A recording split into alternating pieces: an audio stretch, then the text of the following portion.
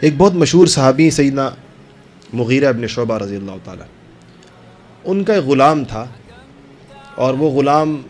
بہت سارے کام کرتا تھا، وہ بہت سارے فن جانتا تھا، جس طرح کوئی بندہ لوہار بھی ہو اور بڑھئی بھی ہو اور موچی بھی ہو اور درزی بھی ہو، بہت سارے فن اس کو آتے تھے۔ تو جب فن زیادہ آتے تھے تو اس کی کمائی بھی زیادہ تھی، کمائی زیادہ تھی تو اس کے اوپر جو خراج ہوتا ہے وہ بھی زیادہ تھا۔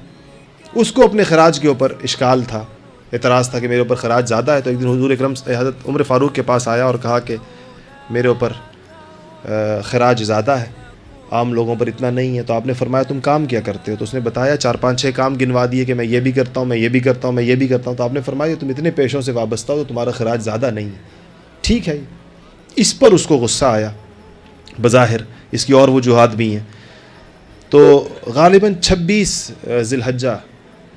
فجر کی نماز تھی۔ عمر فاروق رضی اللہ تعالیٰ عنہ نماز پڑھانے کے لیے جیسے ہی مصلی پر آئے، داخل ہوئے مسجد کے اندر، مسجد نبوی کے اندر، صحابہ کھڑے ہو گئے۔ آپ کے ہاتھ کے اندر اپنی معمول کے مطابق درہ تھا، اور وہ کھڑے ہوئے صحابہ، اقامت کہی گئی، آپ دوبارہ اپنے مصلی سے واپس گئے اور صحابہ کی قطاروں کو سیدھا کیا، اور اس کے بعد پھر اپنے مصلی پر آئے۔ اور صحابہ کرام کے ہاں نمازوں کے اندر مسنون بھی یہ ہے، ہمارے ہاں تو ہم فوراً نماز شروع کر دیتے ہیں، اقامت ختم ہوئی نماز شروع، تسویۃ الصفوف جس کو کہتے ہیں، صفوں کا سیدھا کرنا، اس کا ایک بڑا اہتمام ہوتا تھا۔ اقامت ہو جانے کے بعد یہ مسنون ہے الفاظ، سووا صفوفکم، یہ حضور اکرم صلی اللہ علیہ وسلم احادیث کے اندر آتے ہیں، اپنی صفوں کو ٹھیک کرو، اور ان تسویۃ الصفوف من تمام الصلاۃ، صفوں کا سیدھا کرنا نماز کے اتمام میں سے ہے۔ اور اس کے بعد آپ باقاعدہ بعض اوقات چل پھر کر بھی صفیں سیدھی کرتے تھے، جب صفیں سیدھی ہوتی تھی تو اس کے بعد اقامت کہی جاتی تھی۔ تو ایسے ہی عمر فاروق نے بھی کیا کہ اقامت ہوئی اور آپ اس کے بعد آپ گئے اور صفوں کے اندر باقاعدہ صفوں کو سیدھا، جہاں جہاں کوئی ٹیڑھ تھا اس کو ٹھیک کیا، اور اس کے بعد اپنے مصلی پر آئے۔ اور جیسے ہی آپ نے تکبیر تحریمہ کہہ کر نماز کے اندر آپ داخل ہوئے تو وہ مجوسی جو مسجد کے کونے کے اندر چھپا بیٹھا تھا، اس نے ایک 2 دھاری خنجر اس کے پاس تھا، جس کی 2 دھاریں تھیں اور بہت تیز تھی، وہ اس نے آ کر تقریباً کوئی 4 وار ایسے آپ کے بالکل شکم مبارک کے اندر کیے، اور ناف سے نیچے جو ایک وار تھا وہ بہت ہی سخت لگا، اور بالکل اس نے آنتیں اور انتڑیاں اور ساری چیزیں کاٹ دیں، اور آپ تڑپ کر وہیں مصلی کے اوپر ہی، یہ شہادت ہے جو عین مسجد نبوی کے اندر ہوئی ہے۔ آج بھی قالین پڑا ہوا، وہاں آپ قالین اٹھائیں تو وہاں پر لکھا ہوگا کہ ھذا مشہد سیدنا عمر فاروق رضی اللہ تعالیٰ عنہ، کہ یہ وہ جگہ ہے جہاں عمر فاروق رضی اللہ تعالیٰ عنہ کی شہادت ہوئی ہے۔ وہ اس کا یہ خط بنا لیں، حضور کی محراب اور محراب عثمانی کے درمیان کی جو جگہ ہے یہ وہ جگہ ہے، ایک زمانے میں لکھا ہوا تھا، اگر ابھی نہ مٹایا گیا ہو تب بھی لکھا ہوا ہوگا وہاں پر۔ تو یہاں پر آپ کھڑے ہوئے تھے اور فجر کی نماز تھی۔ صحابہ کہتے ہیں کہ روایات 2 ہیں، ایک روایت تو یہ ہے کہ جیسے ہی آپ گرے تو وہ پھر نکلا درمیان میں سے، آپ نے نماز میں کہا کہ پکڑو اس کو، اور جب آپ گرے نیچے اس کے بعد وہ صفوں کو، صحابہ کرام بڑے جڑ کے کھڑے ہوتے تھے،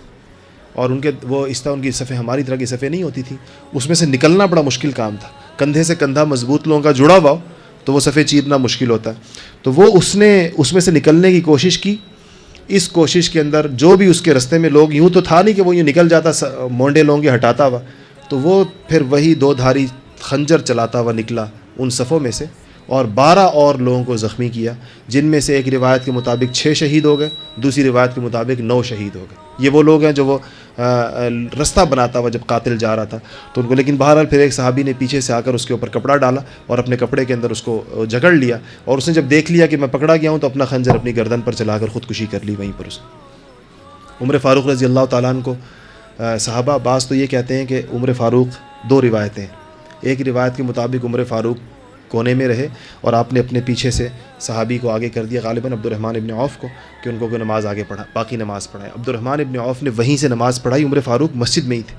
صحابہ ایک جس روایت کے اندر ہے تو صحابی کہتے ہیں کہ اچانک ہمیں آواز عمر کی بدلی ہوئی محسوس ہوئی، اس سے پتہ چلتا ہے کہ ان کو نہیں پتہ چلا یہ سب کچھ کیا ہوا، یعنی کہ عمر فاروق کی آنتیں کٹ گئیں، ان کا پیٹ کٹ گیا، 9 شہید ہو گئے یا 6 شہید ہو گئے، وہ ادھر سے نکل گیا، 12 اور زخمی ہو گئے۔ اس روایت سے پتہ چلتا ہے کہ باقی صحابہ کی نماز کی محویت میں کوئی فرق نہیں پڑا، انہیں نہیں پتہ چلا کیا ہوا ہے۔ کہتے ہیں البتہ آواز بدلی، امام کی آواز، دوسرے صحابی پڑھا رہے ہیں نماز تو اب امام کی آواز تو بدلتی ہے، تو کہتے ہیں ہمیں کچھ نامانوس سی آواز محسوس ہوئی کہ عمر فاروق کی آواز میں تو نماز نہیں پڑھاتے۔ تو جب نماز بڑی مختصر تھی اور جب ختم ہوئی تو پتہ چلا یہ تو عبد الرحمن ابن عوف نے پڑھائی ہے اور سیدنا عمر فاروق زخمی ہے۔ ایک دوسری روایت کے مطابق کہ جب زخمی ہو گئے تو نماز ٹوٹ گئی تو لوگوں نے ان کو اٹھا کر وہاں پر گئے، اور پھر اس کے بعد ایک صحابی نے آواز لگائی کہ جلدی نماز پڑھ لو، سورج طلوع ہونے والا ہے، تو پھر صحابہ واپس آئے اور آ کر انہوں نے نماز پڑھی۔ دونوں روایت موجود ہیں، جس سے پتہ چلتا ہے کہ یا تو وہ نماز جاری رہی ہے اور ختم ہوئی ہے، یا وہ عمر فاروق کو گھر لے کر گئے اور واپس آ کر اس کے بعد نماز پڑھی ہے۔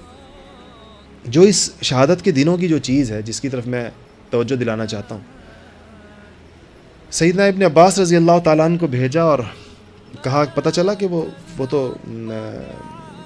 مسلمان نہیں تھا، وہ غلام جو تھا، ان کو بھیجا اور انہوں نے مدینہ منورہ میں ایک عجیب اعلان کیا اور پوچھا کہ کیا عمر فاروق پوچھتے ہیں کہ کیا میرے اوپر اس حملے کے اندر تم لوگ بھی شریک ہو؟ عوام سے، عامت الناس سے پوچھا، تم لوگ بھی شریک ہو؟ پوچھتے ہیں۔ تو لوگوں نے کہا کہ آپ کیسی بات کرتے ہیں، ہمارے ماں باپ عمر فاروق پر قربان، ہماری اولادیں قربان، یہ تو ایک غیر مسلم غلام تھا جس نے یہ حرکت کی۔ عمر فاروق انتظار کر رہے تھے کہ ابن عباس رضی اللہ تعالیٰ عنہ کیا پیغام لے کر آتے۔ ابن عباس آئے اور انہوں نے کہا کہ اہل مدینہ سارے کہہ رہے ہیں کہ حاشا و کلّہ، ہم اس پر بالکل راضی نہیں ہیں اور نہ اس کے اندر شریک ہیں۔ تو آپ نے فرمایا کہ اللہ کا شکر ہے کہ میرے قتل کے اندر کوئی ایسا فرد شریک نہیں ہے جو روز قیامت یہ دعویٰ کرے گا کہ اس نے اللہ کے آگے ایک بھی سجدہ کیا ہے۔ سمجھ رہے اس بات کو؟ کہا کہ میرے قتل کے اندر کوئی ایسا فرد شریک نہیں ہے جو روز قیامت یہ دعویٰ کرے گا کہ اس نے کبھی اللہ کو سجدہ کیا ہے۔ وہ ایسا کوئی بندہ نہیں ہے، مطلب کوئی مسلمان نہیں ہے۔ مسلمانوں کی باہمی لڑائی، مسلمان کا کسی کا قاتل ہونا یا مسلمان کا مقتول ہونا تو مظلوم ہونا ہے نا، قاتل ہونا تو ظالم ہونا ہے۔ صحابہ اس سے بھی کہ میرا قاتل مسلمان نہ ہو، کسی مسلمان کے ہاتھوں، کل یہ اللہ کی عدالت کے اندر ایک مسلمان اور دوسرے مسلمان کے قتل کا جھگڑا نہ ہو کہ مارنے والا مسلمان ہے اور مرنے والا بھی مسلمان ہے، یہ مقدمہ بارگاہ الہی کی عدالت میں پیش نہ ہو۔